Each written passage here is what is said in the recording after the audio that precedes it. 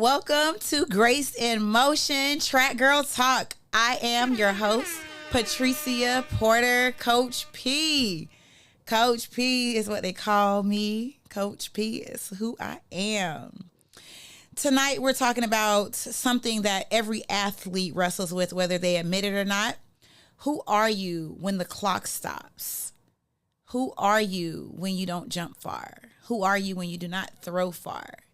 Tonight is the first episode of Grace in Motion, Track Girl Talk. All right, if you're here on live, drop where you're tuning in from. I want to know who is watching tonight. And if you know a track girl who needs this conversation, please like, share this podcast tonight with them. It's going to be special, and I do not want them to miss it.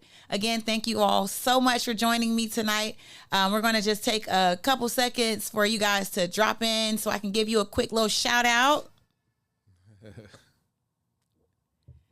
I got my husband watching, JP.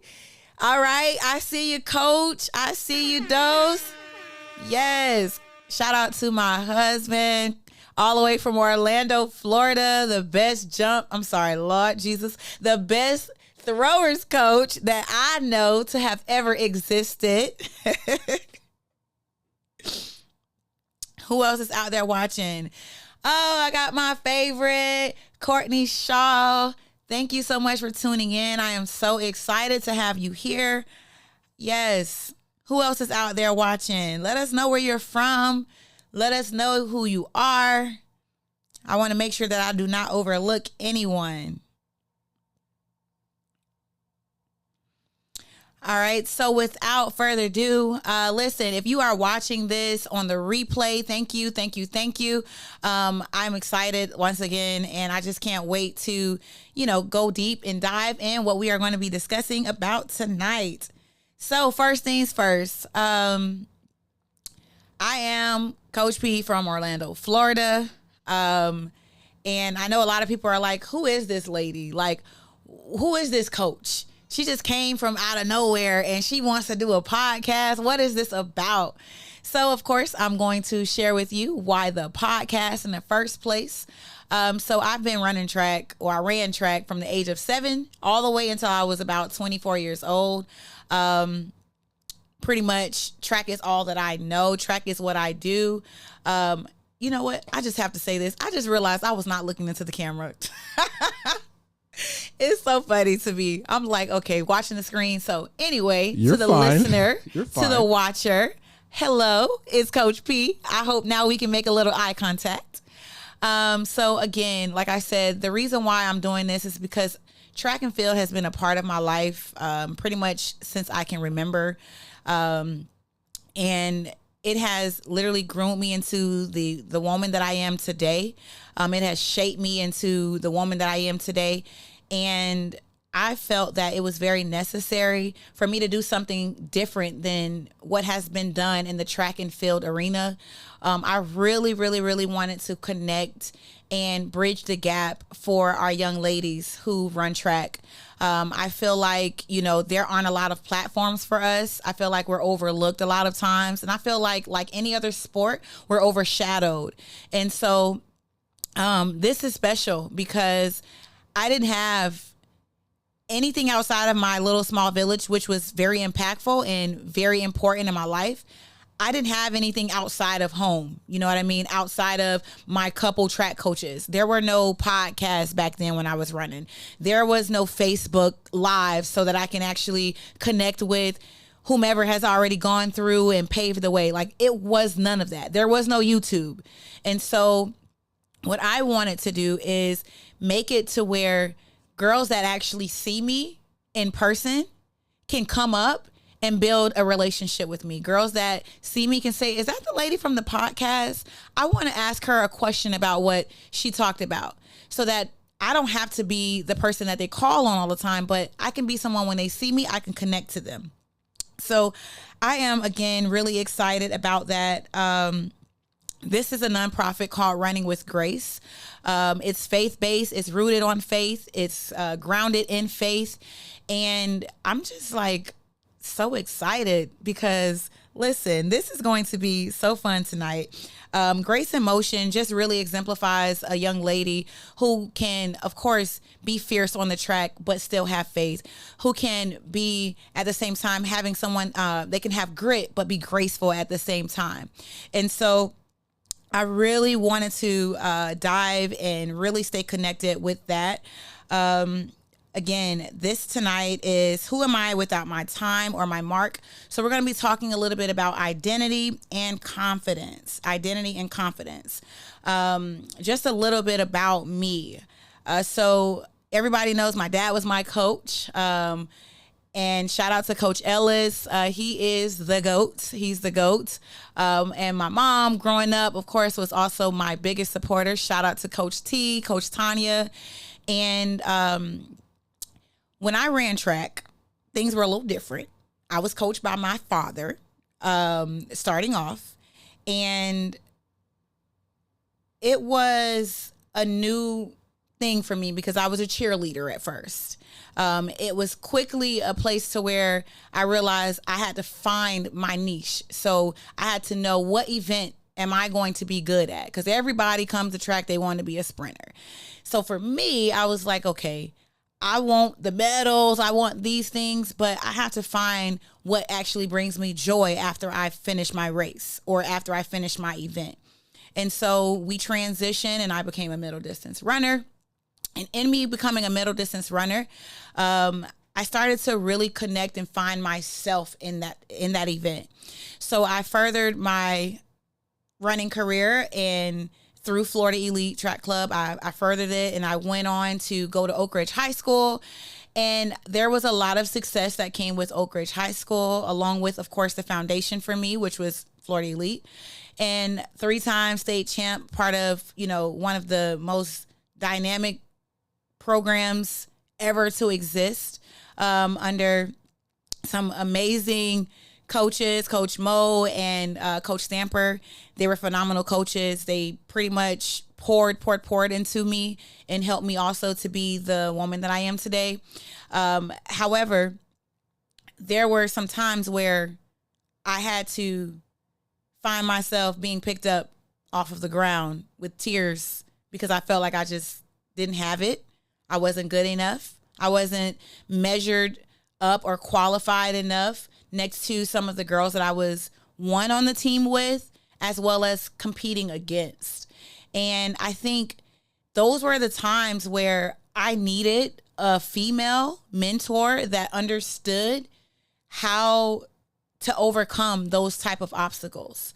We were measured by how fast we ran. We were measured we were measured through how many state titles we would win. We were measured through how popular we were.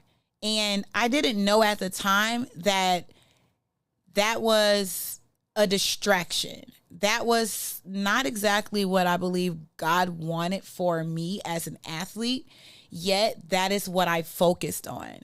And so after developing all of these, things where I felt like I needed to be perfect, my workouts, if I didn't hit a mark or I didn't hit a time where I was supposed to be, I felt like, I'm not going to run that PR. I'm not going to be where my coach expects me to be. I went on to college. Shout out to the Bulldogs, SC State. If you're out there, SC State.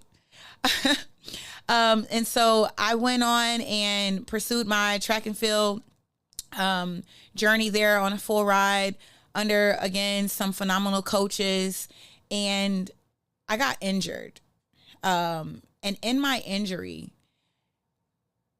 that is when I realized that there was something that I had really, really needed. I needed more than just prayer. I needed more than my teammates to uplift me. I needed someone that was not necessarily like around me, but that was neutral and someone that I felt like I could trust, that I could really talk to. Because after me getting injured, that meant isolation. That meant that I was no longer traveling with the team. That meant that I was no longer training with the team. Everything that I had built my life around, that meant for me that I would no longer be able to do that.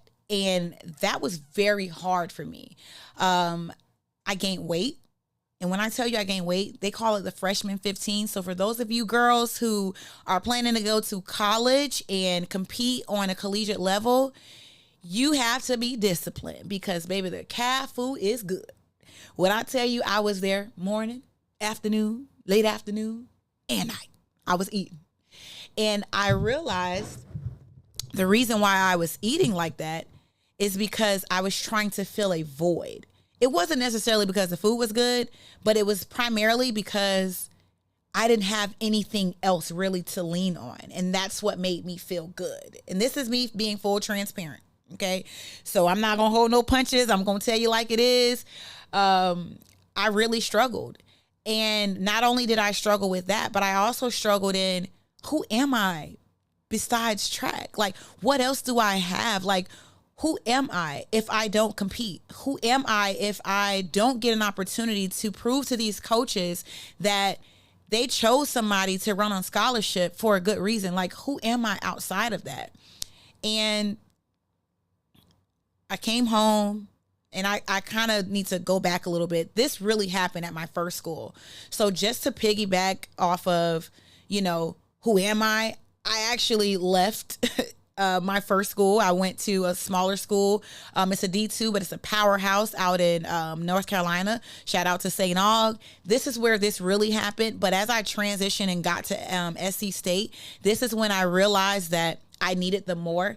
I didn't see all of this going on at the time when I was in it, but it was really when I transitioned and when I believe that God had moved me from one place to another to really see, like, I have more for you. This is not who you are. I am built on more than my time. I am built on more than running fast. And it became a thing to where I was able to pour into young ladies in college. I was able to build relationships that are lasting relationships to where these are female girls that are women now, of course, that I can call and I can pray with them and I can speak to them. I mean, I have godchildren from girls that I went to college with. Just so much. There's so much that came outside of just my time and just outside of my marks. And I'm just, really thrilled to be able to have a platform like this, because even though I went through those things, I bounced back. I found people that I could, connect with and that understood my story. Because again, when you get injured, for those of you who understand, it seems like your life is upside down, because again, this is all that I did. I just ran track. So if I couldn't do that, I'm like, okay, well, what else is there to me? I can't just stand on the sideline and watch everybody else succeed. However, it taught me humility. It taught me to really go back to the drawing board and discover my why. Like, this is not just about running. So what else is there to give? Like, this is bigger than track, Patrecia. This is me figuring this out as I'm in the process of going through all that I'm going through with social anxiety and depression and really going through it. Not knowing I'm going through it, but really going through it. So I started to rebuild. I started to rebuild my community around me. And it led me to post-college finding out that there was a community needed for women. Now, these were not athletes, but these were women that were also going through things in life. And I said to myself, it's funny because I'm realizing everybody got a story. Everybody got a testimony. But it's not until you get to share yours when other people are freed, when other people are delivered. And I said, it's time that I allow myself to be heard, but to create a platform for other women to also be heard. It's time for me to create a safe space where these women can feel like they can come and share what they've gone through and find how they can heal, find themselves, whether that's inside or outside, whatever that meant for them. I was just so blessed to be able to create a space for that. And so through all of these different things, the community I've helped build for women, you know, I said, I now have a family. I got a child. I have a bonus daughter. And there is a need for a realm for young girls. So let's put this thing in motion and let's do it with grace. Because it is not just about their time. It is not just about how far they can throw, how aggressive they can throw. It's not all about that. And I see you guys jumping on. I know that it's probably not the best thing for me to do, but shout out to all of you who are on tonight. I am just really, really thankful. I see you, Mia. I see you, Danielle. I saw you pop up. And again, if I've missed you, you know, put it to my head, not my heart, because I do not mean to forget anybody. All right. So that's a little bit about Coach P. That's a little bit about why I got started in the first place. Yes, it is all about God's plan. So now I want to open up the floor. I want to, you know, just kind of get some engagement from you guys and see where you are with some of these topics. So I have a discussion point on tonight. And that first thing is why athletes tie their worth to performance. I'll give my little nugget. I believe that it's because of comparison. I feel like social media these days, if you don't have enough followers or if not enough people haven't viewed your post, you're not good enough. You never feel like you're, you know, meeting or getting to that standard. You don't feel like you're valued enough. And so that would be one of the reasons that I feel like a lot of athletes tie themselves to their performance. Also, me being a high school coach, you know, I had to learn how to coach young girls because on one hand, you want to win. That is what it is. But you have to realize it's more than just about winning. And this right here is for my coaches. You have to realize that it is bigger than just winning because you are literally touching lives every day. Doe says because that's how they are taught from youth now. It's no longer about development, which is sad. And that is so true. That leads me to say what I was going to say about just a coach from a high school stance. Kids feel like if they don't do well, they're not going to be able to be entered into the meet. But for me, it's like, what about that girl who displays positive, you know, leadership? What about that young lady who shows up every day to practice, gives 150% effort? What about that young lady that she comes out and when she comes, the atmosphere shifts? What about her? What about that? There has to be some acknowledgement for those things. And so, you know, just too often, what did Danielle say? It is just amazing how much things have changed since we were younger on the track. Yeah, it's definitely different. You know, we have NIL deals. People are being measured by who has the most deals, who has the most fame, or who has the best videographer, who has the biggest platform. But we are overlooking the fact that these are lives that we're talking about. We're talking about girls who are literally going home and not wanting to even exist because they've compared themselves to the girls that are succeeding, who are faster than them, who are stronger than them, who just got it in the DNA, right? We got girls that train hard. We got girls that show up every day, but they're still sometimes just not good enough. And when they are measured by their performance, they feel like they're no longer worthy in this sport. And unfortunately, that is really sad. And I really do try to be better at making sure that these girls are, you know, I cheer them on, that they're uplifted, that I'm encouraging them. Yeah, I'm going to get on them. I'm going to be tough because that is just how Coach P is. I want to squeeze all the talent out of you, but I want you to be more than just a great athlete. I want you to be something special in the classroom. I want you to be that student that when the teacher comes in, they know when they put you in the group, that group is going to shine.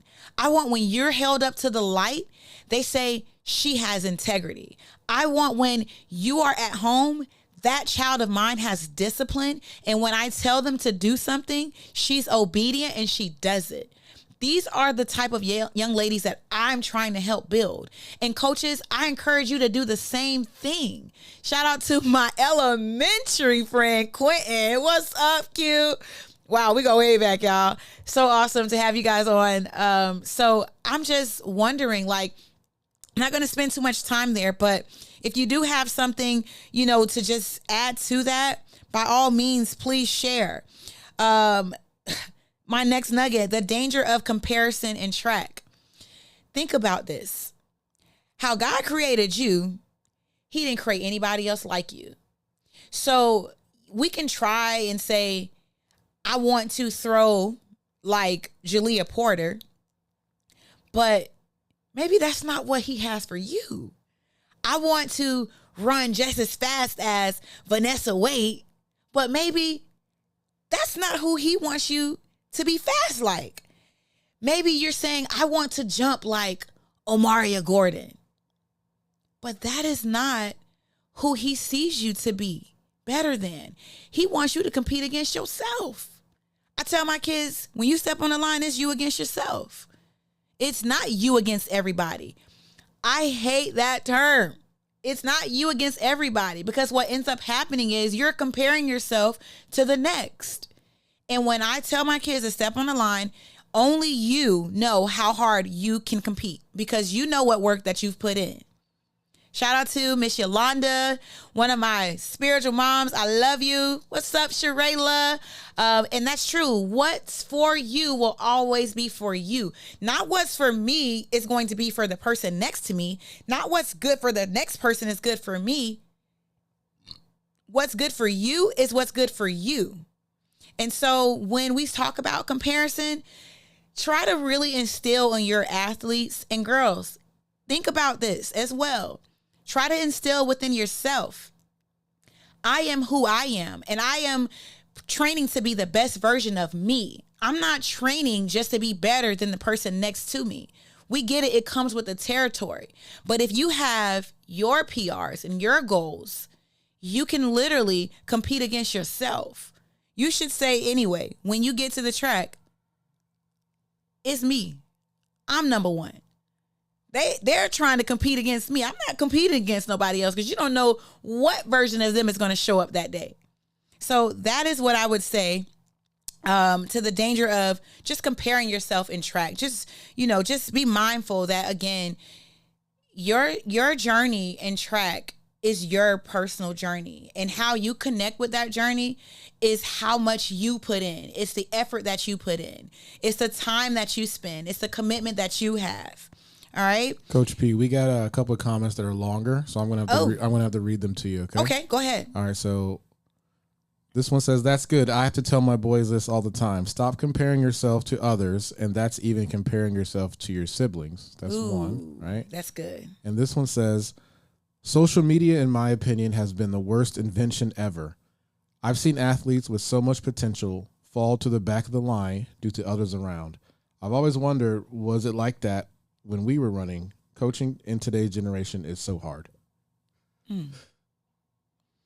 I think that there's levels to it. I do believe that there was a lot of that going on. No, we didn't necessarily have Facebook, but this right here, this right here, this was scary to me. When I saw the watch come out, the stopwatch come out, I knew that once I got my time and my split, that they were going to look at those other three girls that were on that relay with me and compare me to that. So yeah, social media was a little different, and it is tough.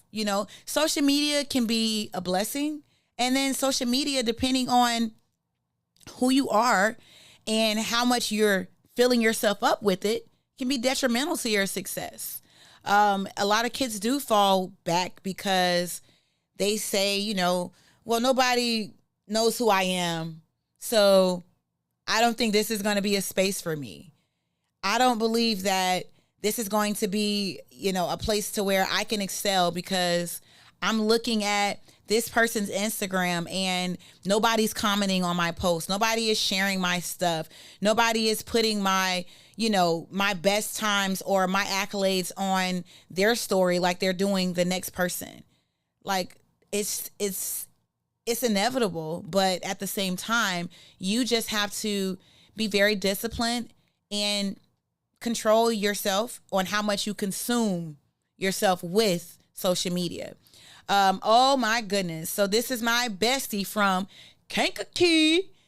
Guys, we went to Oak Ridge together and she was also my wedding. This is my girl. She said the heat sheets would stress me out. We also had all the noise from Florida. Girl, you better say that. Listen, social media was out when we were in high school, Danielle, just to, comment back on what you said. I forgot all about that. They had this thing on Florida Runners to where there would be like this chat and people would be able to come in and, say what they wanted anonymously. And we would read this stuff as athletes. It was so bad. Like we had our parents' accounts and we were on there looking at the stats, looking where we were, looking at the heat sheets to see like who was in this lane or who was this, who was that. And the pressure of that was insane. It was incredibly stressful. It was basically a lot to do with comparison, what we're talking about. It was using social media, right? The danger of it rather than using it for preparing us, mentally preparing us so that when we showed up, we weren't surprised by who was in our heat but for us, it was like if that person ran 5 seconds faster or this team from Miami was in our heat. I ain't gonna call no team out right now. Shout out to Carmen Jackson, but Miami, Northwestern, so when we knew that they were going to be there, we were like, oh my gosh, like who's going to be first leg? Who's going to be second leg? It was very stressful for us. And so, yeah, social media was definitely prevalent back in that day. And I'm just like so glad that is no longer a thing for me. I will say with my husband, he's the stats guy. He is one of those guys. He's going to study. He's going to look up what's going on. And I think for him, and this is just what's working for him, I think sometimes some girls are encouraged and they'll say things like, if they're succeeding and they're doing the same technique as me, let me see if I can, change up a couple things that I'm doing. They'll use it for evaluation and say, I can be just as successful, if not more successful. And so there is a way that you can use social media to help you, right? I would just say, just make sure that you are not putting yourselves up against things that you really can't meet the expectation of, right? Because that's unhealthy. And we definitely don't want to have you going crazy trying to keep up with the next person. What they say, trying to keep up with the Jones. We don't want that. All right. So faith and identity. Let's talk a little bit about that. When it comes down to faith and identity, we hear the scripture, you're beautifully and wonderfully made. And, God already knew who you were before you were in your mother's womb. That is not just something to sleep on. He already knew who you were before you got here. So you've already reached a point of victory because you're here and you're being able to do what you've been called to do. You've already reached a place of victory because he has poured something special within you. And so when you show up, just because you show up, that's where you say and celebrate, thank you. That's where you show up and celebrate being a champion because you've already gotten over the hump of being victorious. So for you, young lady that is watching, you don't have to compare yourself because you are special. You are necessary. You are equipped. You are valued. You are worthy. You do not have to compare yourself, because when you show up, now we can get this competition going, because I'm here, because I've been placed here, because I am in the ring, because I am on the runway today, because I am at the high jump pit, because I'm in the starting blocks. When you hear on your mark, get set, go, that should be a space of freedom for you. You literally get to go, and you get to be unstoppable, immovable. This gets to be you against you, not you against anyone else. And so, I'm just overjoyed. I'm so honored to be here tonight. And I've been coaching now for about 16 years. This is my 16th year, actually, to be exact. And when I first started coaching, I started giving back to the program that my track career was centered on, which is Florida Elite. And I don't want to make this about that, but I want to give Florida Elite their flowers. I want to give, my dad his flowers, my mom her flowers, because not only did this create an opportunity for me to, yes, win medals, state championships, national titles. Not only did it do that, I got a free education. I have 2 degrees. I have friendships that I could not have gotten through some things in my life without. I now have a family of people who, when I tell you they love me and I love them, I have a true family of people who are from track and field. I also have something special for you guys tonight. I have a young lady that I started training when she was 7 years old. She is now in college doing her thing. I'm not going to spoil it, but is there a way for us to go ahead and bring our guest in tonight? Okay, hold on. Let's see where she is. All right. We'll wait it out if she comes in. I just, I wanted to make sure that I let you guys see how the growth takes place, how, you mature through the sport. You get to hear from someone that actually is still doing her thing, some of the journey that she's had to take. It says that she's in. I don't know if, okay. It says waiting for others to join. I'm sorry. All right. Okay. All right. Well, so anyway, I'm so honored that she'll be joining us tonight. I'm going to move my schedule along just because I don't want to prolong here. But here's something that I would like to ask the guests who are watching tonight while we wait for her to come in. Have you ever felt like your performance defined your value? And have you ever felt like your athlete's performance defined your value? I want to hear what you have to say in the comments. Please share with me. Please share with me. Florida Elite in the hole. Yes. Christina coming all the way from across the world. Oh my gosh. Is there anyone out there who also feels like, your value has been attached to the performance of your athlete, and or the athlete feels like that? Courtney Shaw said that was powerful. Ready, set, go. Yes, it should mean freedom to run your race with joy. That is so important. So important. I didn't understand that until I started coaching. And I'm not saying that that's too late, but of course, I feel like it's right on time, because now I can teach that to this generation of track and field girls, right? So I'm like, okay, at this point, Patrecia, Coach P, you got to do it different how you've always done it. You got to teach these girls something a little different. Yes, sir? Oh, she's on. You're live on the air. Who's this? Hi, this is Janelle. Hey, Janelle Registry is in the building. Hi, Janelle. How are you? I'm good. How about y'all? We are doing just great here tonight.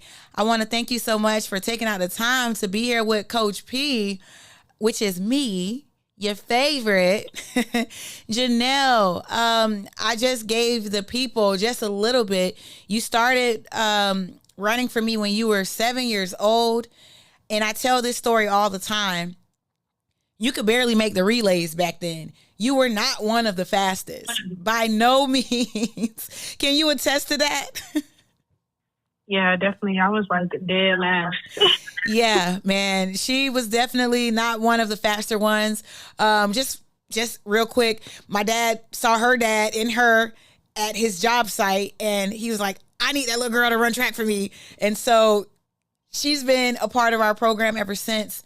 And I've had the honor and the pleasure of being her coach, coached her through all the way through high school, and have been able to be instrumental during her years as a collegiate athlete as well. So Janelle, tell us, what high school did you attend? What your events are, how, where you are now. Give us just a little bit. Tell us what's going on with you. So the high school I went to was Evans High School, and I went to University of South Carolina during COVID. And then after I graduated, I transferred to University of Texas A&M. Wow. And I also do. So wait, you're currently competing at Texas A&M right now? Yes. What the kids do? This right here for the girls. Okay, Texas A&M. Okay, go ahead. And then my events are 400, sometimes 200, and then 4x4. Wow, awesome. So what was your fastest time leaving high school when you ran the 400? I think like 53 mid. 53 mid. Okay. I can't recall, but I know she was moving. And she got an opportunity to pursue, her track career on a higher level. So currently right now you're running in the SEC. Is that the SEC? Mm-hmm. I think so, right? Yeah. So she stayed in the SEC. It's one of the top conferences, for those of you who aren't aware, in track and field. Janelle, right now, what did you run at the SEC? Well, not at the SEC, but what is your fastest collegiate time currently? So right now, I just ran this at the SEC meet not too long ago. It was 52.88. 52.88. Wow. So are you pleased with that? Oh, we're gonna clap that up. Sorry, he's letting us clap you up, girl. Are you pleased with that? Yeah. And the reason why I say yes is because I literally took a whole year off, 2025, and I didn't know if I was going to be able to come back as fast as I did. Wow. So you are currently undergrad or grad? I need the people to know what's going on. I'm a graduate student. I'm getting my master's in kinesiology and sports management. Awesome. Congratulations. Thank you. Awesome. So a little bit about Janelle. She went to South Carolina, University of South Carolina, Gamecocks, mm-hmm. and she did 4 full years there. She ran track for them for 3 years.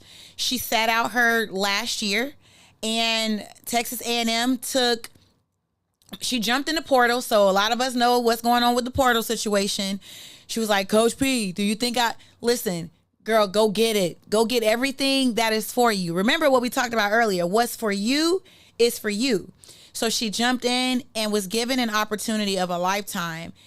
And can you tell us some of the best things that has happened since you transitioned into who you are now? Like, tell me, what growth have you experienced since you've transferred?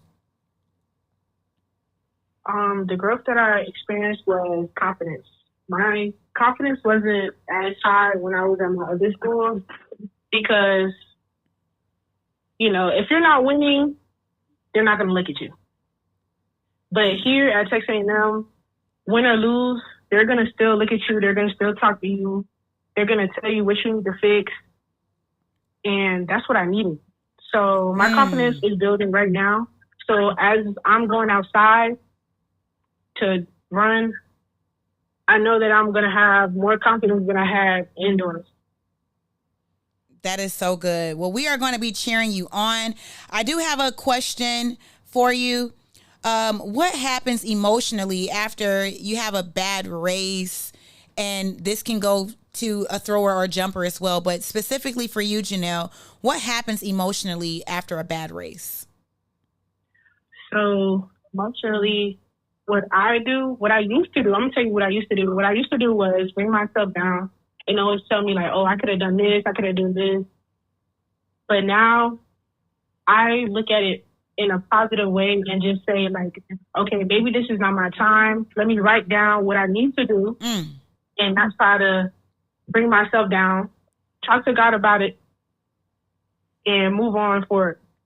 Wow. Because I know for a fact that He will give me another opportunity. So one of the highlights is rebuilding confidence, right? So yes. Specifically, how do you rebuild confidence after a setback? Because were you picked to make it to the finals in the 400 at the SEC championship? No, I wasn't, sadly. Okay. All right. So I can't ask it for that, but how do you rebuild your confidence after a setback? Like I said, get another opportunity. Once I see I have another opportunity, like the 4x4, I just go harder and put whatever I said that I wanted to put in my individual, I put it into another race. Wow. That happens when your tank is full, when your cup is full, and when your cup has enough to run over. Can you tell the people who are listening tonight what took place for you regarding your faith, something that you had never done before? Can you tell us what took place for you this last year as a collegiate athlete? You shared it with me. You sent me a video, but tell them what you've done and what that means to you. Like, what you mean? What did you do as far as at your church? What did you do that you had never done before? Yes. So I got inspired by my little brother because he just recently got baptized. So he sent me a video and I was just like, that hit different. So I took the opportunity to be a bigger sister and be a leader and also do the same thing and build my relationship with God even more. Wow. So what does that mean for you to have taken that next step into your journey?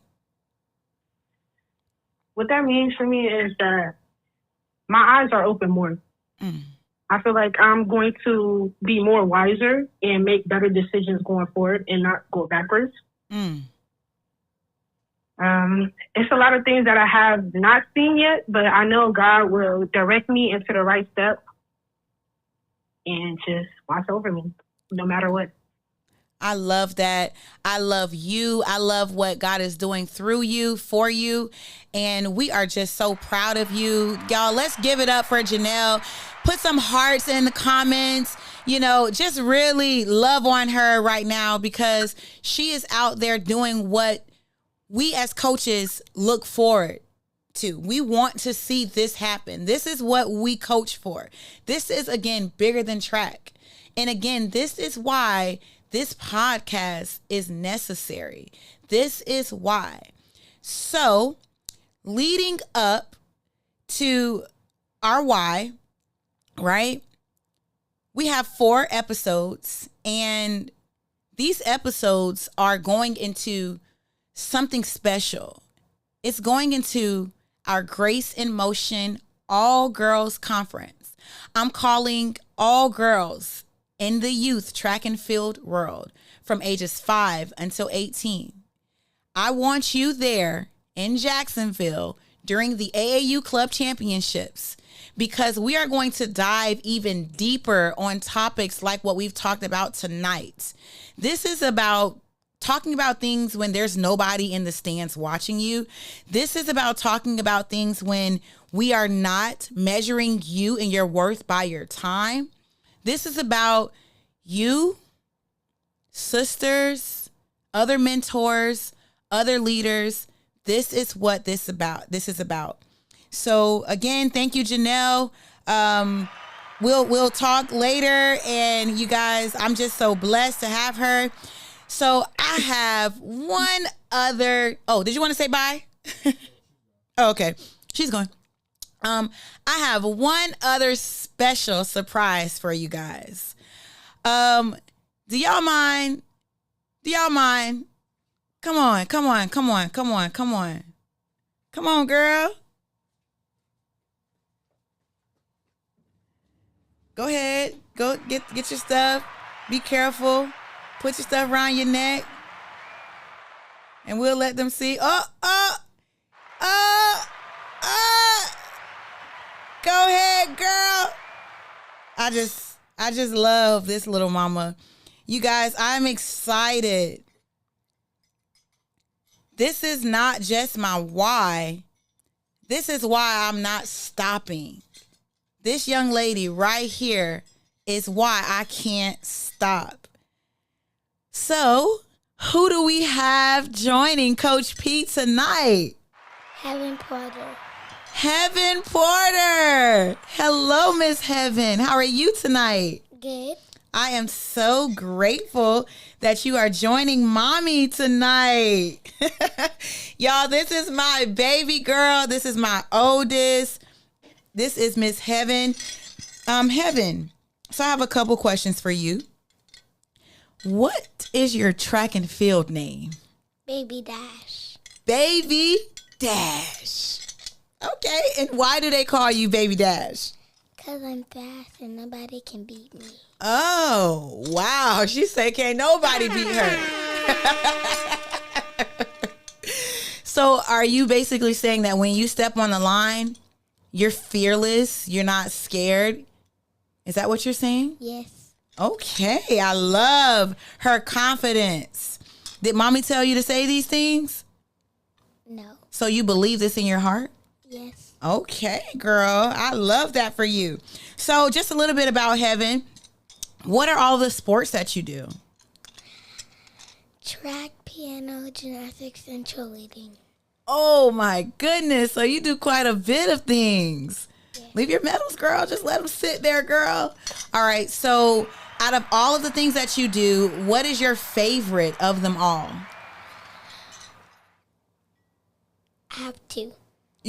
She has two. Okay. What's your first favorite?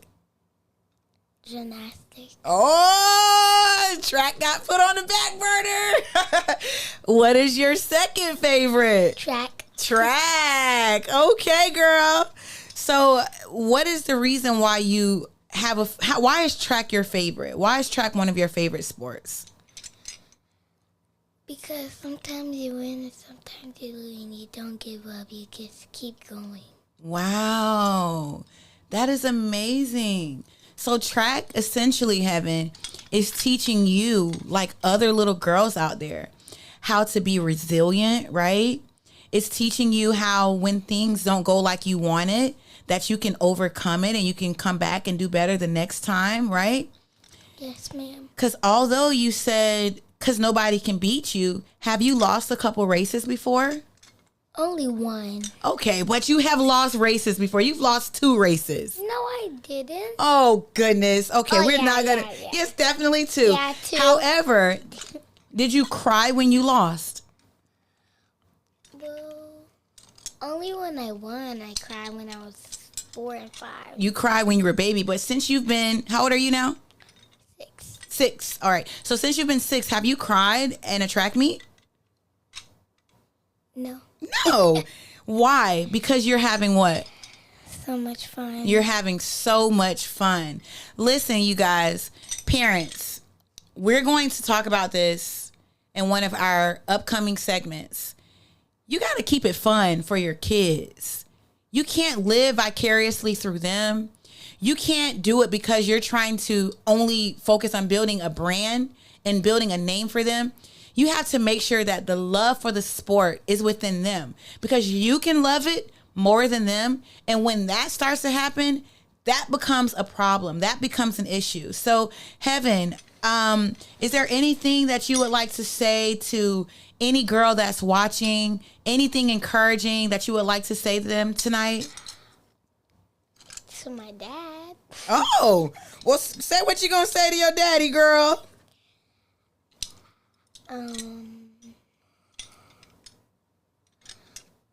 Sometimes when I'm a baby and I grow up, I love that you teach me how to play shot put, and I love that you keep me safe.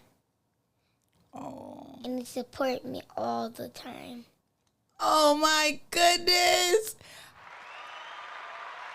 Y'all heard it best. This is what it's about. When you're coaching your kids, they want to feel safe in your arms. They want to feel loved. They want to feel valued. And that is what we are teaching through this platform. I pray tonight that you heard something that resonates with you. Moving forward, whether you're a parent, a coach, or an athlete, this podcast is for you. And young girls, the conference on July 8th is for you. I want you in the place. We need you in that space. And the girls around you can't wait to create an experience with a sister that they've never met. This is Grace in Motion.